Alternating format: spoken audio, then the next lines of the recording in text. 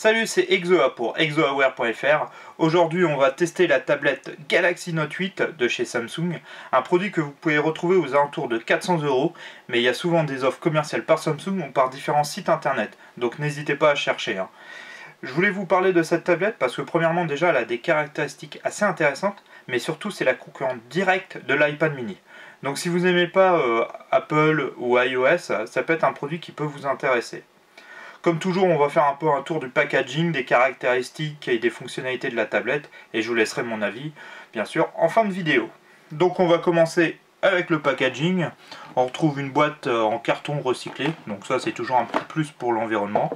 On retrouve ici l'emplacement de la tablette, documentation technique. On va retrouver le câble USB, micro USB, vous voyez, plutôt traditionnel. Par contre c'est bien, ils mettent blanc, et vu que la tablette est blanche, on retrouve un kit oreillette intra-auriculaire. Ça c'est vraiment un petit plus, parce que c'est rarement fourni avec les tablettes. On a les embouts pour les différentes tailles d'oreilles. Et on retrouve notre bloc alimentation secteur USB pour la recharger. Donc c'est plutôt classique, mais c'est toujours un plus de mettre le kit oreillette intra-auriculaire. Au niveau de notre tablette, on retrouve bien sûr pour le Galaxy Note 8 un écran de 8 pouces avec une résolution de 1280 par 800, donc on a une résolution HD. C'est une dalle WXGA LCD. Ce qui est assez curieux, souvent Samsung utilise des dalles Super AMOLED. Bon là on a une dalle LCD mais qui est de très très bonne qualité. On retrouve ici juste une petite webcam de 1,3 million de pixels pour faire un peu de visio, de choses comme ça. On retrouve nos boutons pour Android. Voilà, c'est plutôt traditionnel. Elle existe qu'en blanc pour le moment. Après, je ne sais pas s'ils ont prévu d'en faire une noire. Donc, après, sur les tranches, on va retrouver juste ici le micro, le bouton on-off, le bouton de volume plus-moins. On retrouve un port infrarouge, donc ça c'est plutôt pratique, ça vous permet de gérer votre télévision, votre lecteur DVD, votre home cinéma directement de la tablette. Donc vous pouvez configurer ça, il y a un petit logiciel de fourni, et ça c'est plutôt pratique si vous voulez faire un super media center à la maison.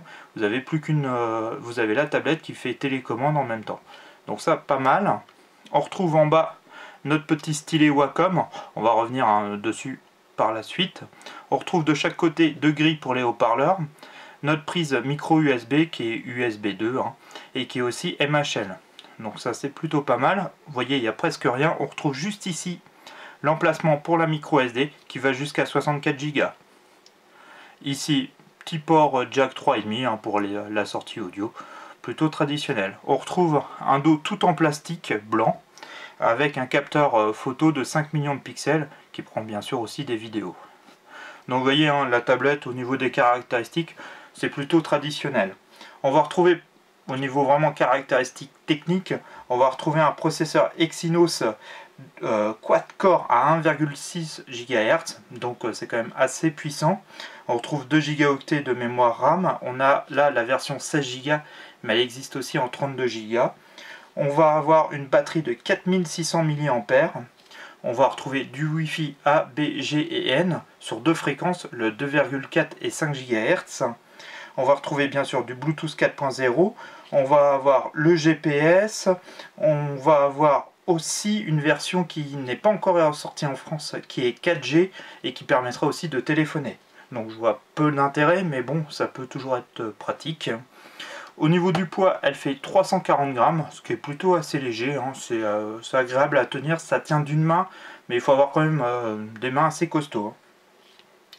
Dessus on a Android 4.1.2, c'est pas la toute dernière version, mais on est assez proche, on est quand même sur une version à 4 points, donc c'est plutôt intéressant, et on va retrouver l'interface propre à Samsung qui s'appelle TouchWiz. Donc voilà, on a fait un peu le tour des caractéristiques. C'est une tablette qui est puissante, qui peut faire fonctionner tous les derniers jeux, il n'y a aucune difficulté. Tous les logiciels que vous pouvez télécharger sur le Play Store de Google, il n'y a aucun problème. Donc, on va la démarrer. Hop. Voilà, et vous voyez, on va retrouver l'interface TouchWiz de Samsung, qui est plutôt fluide, agréable. Moi je la trouve plutôt pas mal. Il n'y a pas grand chose à redire dessus. Alors c'est comme toujours, hein, les interfaces constructeurs, ça peut plaire comme ça peut déplaire. À vous de voir, je vous conseille souvent d'utiliser en magasin. On n'a pas la toute dernière version de TouchWiz hein, qui est utilisée sur le Samsung Galaxy S4, mais on a une version antérieure qui est déjà plutôt fonctionnelle. On va retrouver bien sûr hein, des applications propres à Android et à Samsung.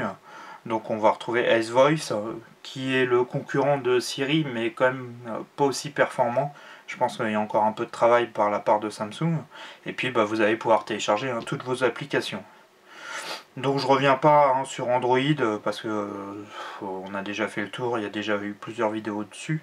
Donc n'hésitez pas à les revoir. Vous voyez, hein, c'est complet, on peut faire fonctionner vraiment tout. Vu qu'il y a un port micro SD, bah, on peut rajouter de la mémoire, ça c'est toujours un plus. Par contre, nous, ce qui va nous intéresser, c'est la version S-Note qui marche avec le stylet, qui est super interactif. Donc vous voyez, on peut faire déjà, il y a des notes prédéfinies, on peut faire des notes, un carnet de voyage, des recettes, si on veut faire des documents pour des anniversaires, des choses comme ça. Donc c'est vraiment, le stylet est vraiment très très performant. Alors on va prendre au hasard des notes, et vous allez voir, ça fonctionne plutôt pas mal. Donc si vous voulez, voyez, fonctionner, c'est super agréable. Ça marche, on peut prendre plein de notes, on peut écrire, la reconnaissance d'écriture marche très très bien. Donc là je suis à l'envers pour vous écrire, c'est plutôt compliqué. Mais bon, vous voyez, le stylet est plutôt fluide, c'est bien reconnu. Il y a un petit bouton ici hein, pour différentes fonctionnalités quand vous approchez, vous voyez. Donc c'est vraiment la fonction du stylet. Si vous faites beaucoup de croquis ou des modifications sur des documents, ça peut être super pratique. Pour des fois taper aussi du texte, moi j'ai tapé différents mails avec, et c'est vrai que c'est très agréable pour taper ces mails directement avec le stylet, ou si on a besoin de, par moment sur des jeux, des choses comme ça, d'avoir besoin d'un stylet ou des fonctions précises, c'est plutôt pas mal. Le stylet est très très agréable, on reconnaît que la technologie Wacom parce que c'est ultra précis. Je vous montre pas de dessin parce que j'ai des talents de dessinateur qui sont plutôt limités, mais bon, vous pouvez me faire confiance, ça marche très très bien. C'est vraiment le plus de la tablette, hein, le stylet. Parce que autrement, vu le prix quand même qui est de 400 €, on est quand même largement supérieur à un iPad mini et il y avait peu d'intérêt. Mais la tablette est vraiment très très bien. Après, bon, on peut prendre, vous voyez, hein, des recettes de cuisine. Donc vous pouvez prendre des photos, des choses comme ça. Samsung a développé vraiment plein de fonctions et ça c'est plutôt pas mal. Bon, je vous fais la passe hein, sur tous les trucs. Il y a plein de choses et c'est vrai que si vous voulez prendre des notes, faire des croquis, si vous dessinez des choses comme ça, c'est vraiment très très bien. Je vous conseille une tablette avec un stylet comme celle-ci. Elle existe aussi en 10 pouces mais elle est un peu moins performante.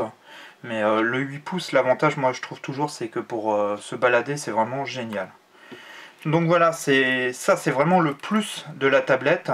On va retrouver sur l'interface TouchWiz, alors je range le stylet, hop. Sur l'interface TouchWiz, on va retrouver sur la partie haut différentes fonctions, vous voyez, comme pour activer le GPS, le mode lecture, hein, parce que ça permet aussi, vous pouvez l'utiliser comme lisseuse de livres ou de documents PDF, hein. Il n'y a pas de souci. La qualité photo est un petit peu médiocre, hein, elle est 5 millions de pixels. Alors l'iPad mini est pas top, mais celle-là c'est encore moins top. Donc ça c'est un petit peu dommage. Voilà, on a fait un peu le tour hein, des différentes fonctions. Franchement, si vous cherchez une super tablette et que vous n'aimez pas Apple, je vous conseille largement cette Galaxy Note 8 qui est vraiment très très bien.